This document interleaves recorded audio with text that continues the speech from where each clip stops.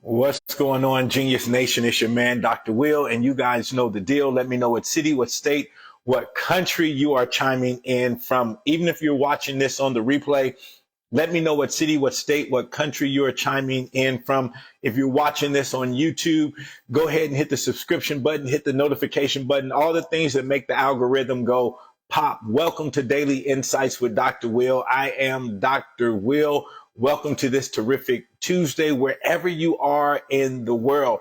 I'm back in the beautiful city of Phoenix, Arizona. Had an amazing couple of days out in South Bend, Indiana, at the University of Notre Dame, a beautiful campus. So just really had an amazing time, but happy to be back home. So once again, wherever you are in the world, let me know what city, what state, what country you are chiming in from. Today on Daily Insights, the insight that I want to share with you is a powerful insight. And if you can grab this insight today, it really is going to change your life. So today, I want to talk to you from the perspective that you already won. You've already won. Now, what are you talking about, Dr. Will? I already won. A lot of times in life, we feel as though whenever we start something, we're starting from a deficit. We're starting from a place of, I need to get this so I can get that, or I need to become this so I can do that. But I need you to start playing from a position of a winner because you've already won. What do I mean by that? We are God's most amazing creation. We are God's most amazing creation. So to be a human being, you are God's most amazing creation. So you already won. When it comes to the game of life, you already won. You're not a tree. You're not a squirrel. You're not a whale. You're not a giraffe. You're not a fly. You're not a butterfly. You're not an insect. You are a human being. You're God's most amazing creation. He did not make the giraffe in his image. He did not make the elephant in his image. He did not make the dog in his image. He made you in his image and his likeness. So from that perspective, you already won. You already won. And when you begin to understand that, listen, I want you to think about this. A giraffe that was born in or on the continent of Africa, unless someone comes and takes that giraffe from the continent of Africa and moves it to maybe a zoo here in America, a zoo in Europe, a zoo in China, that giraffe has to stay on the continent of Africa for its entire life, right? If you're a whale, wherever you were born as a whale, you have to stay in the water. You have to stay in that inhabited. For you and me as a human being, we get to jump in the water, get out the water, enjoy the water, but also get to enjoy sand, also get to enjoy the land. Listen, you are at all the creations. You and I, we get to talk. You and I, we get to think. You and I, we get to make choices. You've already won with that ability to think, with that ability to make choices. You could have been born on the continent of Africa, but make the choice to say, you know what? I want to go live in Europe. You know what? I want to go live in America. You could have been born in America and say, you know what? I want to go live in the continent of Africa. I want to go live in Asia. I want to go live. We get that choice. So you already won. So I want you to play this game called life from a position that you've already won. I tell people often that I'm playing with house money. I'm playing with house money. And all of us are playing with house money when you realize, scientifically, and I don't remember the number, but they said for us, you and I to be born, there's millions and millions of sperm that is produced by your father, that has to connect with your mother. But out of that million, only one connects. So literally, You were fighting against millions of sperm to be born, and you were the one that connected. So you already won. We already won. The fact that we're walking on this planet, we've already won. And if you could wake up, with that type of thinking, if you could wake up with that type of acknowledgement that, man, I already won, and that I get to make choices that can improve my life. Listen, you know, I've had the pleasure to live in 5 different countries. I've had the pleasure of visiting over 50 countries. And, you know, some of these places, third world, some of these places don't have all the advantages that other countries have. But I always think about the dogs, right? I look at the dogs, and I've been some places where I can almost imagine if those dogs could say, man, if I could just get on a plane and get up out of here. I don't know who's in charge of where people are born, where dogs, all that kind of stuff, you know. But man, I look at those dogs and they're walking the street and they're not eating every day. They're fighting for scraps. And then I just look at some of the dogs here in, you know, America, that the way they get treated, you know what I mean? Like they're people, and I'm not against that at all. You know, you're blessed to do that, do it. But I'm just saying, I can almost imagine if those dogs could think, if those dogs could say, man, let me get on a plane so I can get up out of here, they would probably do that. What does that mean to us? That means right where you are right now, if you don't like where you are, you're not stuck. You're not stuck like those dogs that I see roaming the streets with no other place to go. You're not stuck. If you don't like the state that you're in, you can go to another state. You don't like the city that you're in, you can go to another city. You don't like the job that you have, you can go get another job. You're not stuck. You're winning. The fact that you can think, the fact that you can make choices, the fact that you could sit here and say, you know what, this time next year, I want to be in a whole different place in my life, and can actually achieve that, man, you're winning.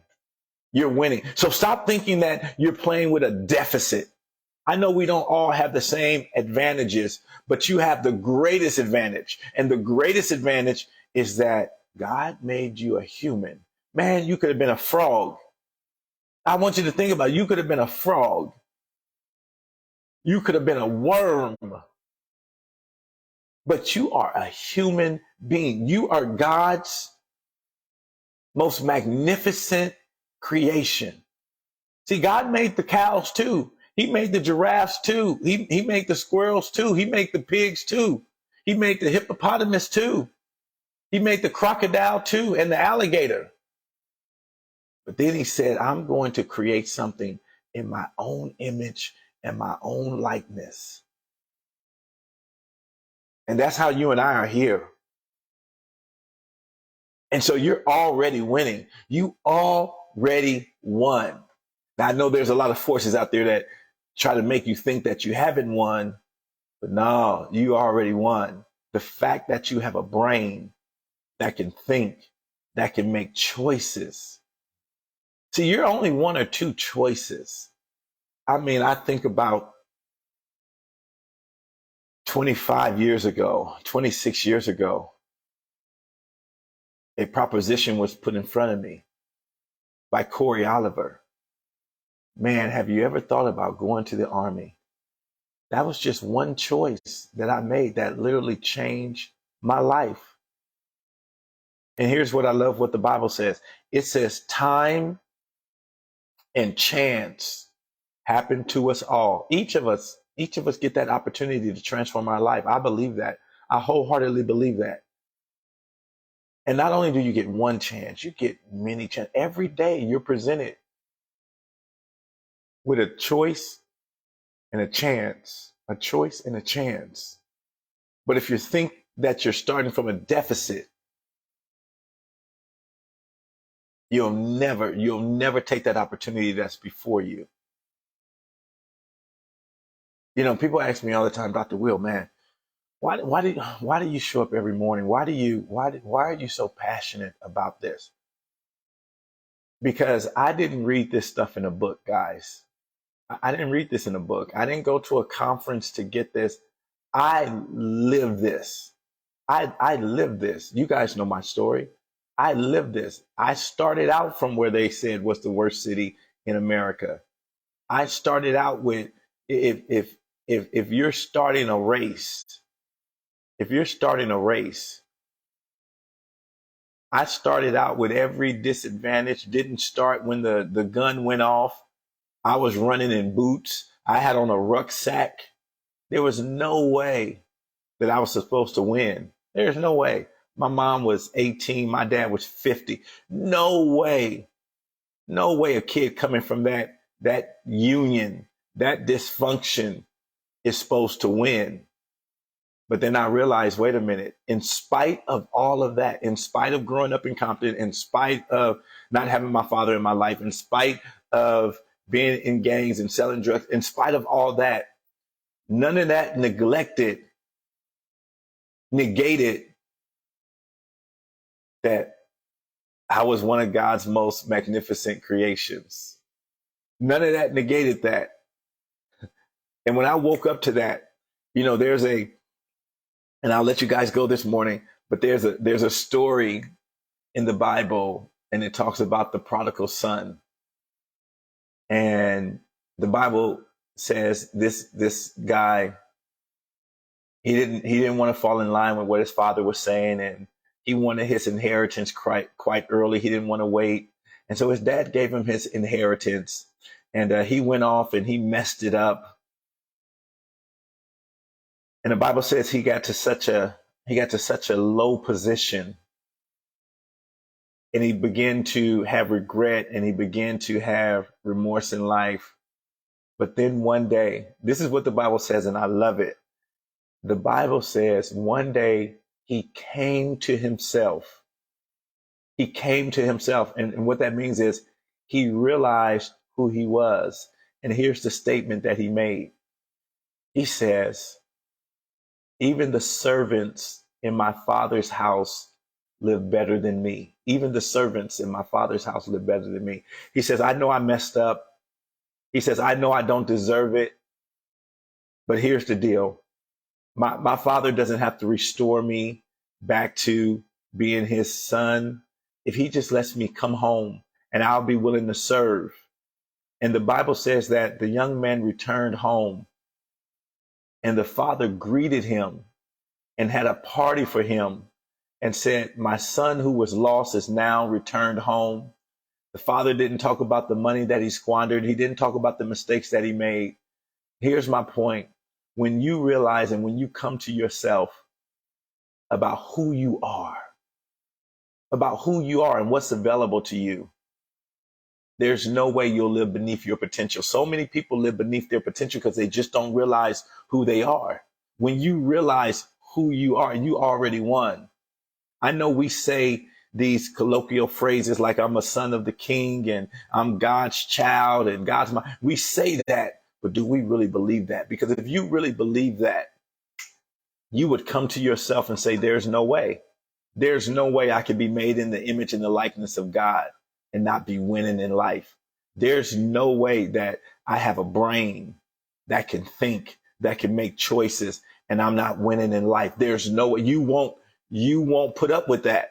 You won't put up with that. You won't stand for that. You won't take that. You'll say, I'm the head and not the tail. I'm the blessed and not the cursed. I'm above only and not beneath. You'll start to talk like that. You'll start to talk like that because you already realize, man, I'm God's magnificent creation. I'm God's magnificent creation. There's no way, like the prodigal son, there's no way I should be living like this. I got a father that is wealthy. There's no way that I should be living like this. Even if I have to go be a servant, even the servants live better. That's how you have to say. And this is why the Bible says, if God will take care of the birds, how much more will he not take care of you? How much more?